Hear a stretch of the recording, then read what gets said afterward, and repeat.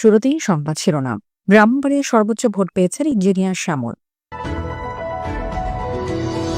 Brahmanbaria news, সংবাদে সারাক্ষণ।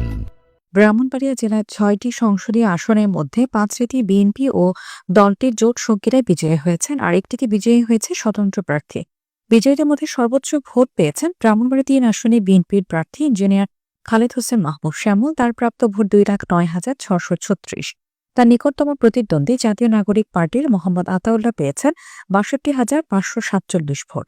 এছাড়া ব্রাহ্মণবাড়িয়া ১ আসনে বিএনপির প্রার্থী এম এ হান্নান পেয়েছেন ৬৭,৭৮৩ ভোট। ব্রাহ্মণবাড়িয়া ২ আসনে স্বতন্ত্র প্রার্থী ব্যারিস্টার রুমিন ফারহানা পেয়েছেন ১,১৮,৫৪৭ ভোট। ব্রাহ্মণবাড়িয়া ৪ আসনে বিএনপির প্রার্থী মুশফিকুর রহমান পেয়েছেন ১,৩৩,৮১৬ ভোট। ব্রাহ্মণবাড়িয়া ৫ আসনে বিএনপি প্রার্থী এম এ মান্নান পেয়েছেন ৮৪,৭৬১ ভোট। ব্রাহ্মণবাড়িয়া ৬ আসনে বিএনপি জোট প্রার্থী গণসংহতি পরিষদের প্রধান সমন্বয়ক জুনায়েদ সাকি মাধাল প্রতীক নিয়ে পেয়েছেন ৯৪,২৩১ vote. News desk, Brahmanbaria news.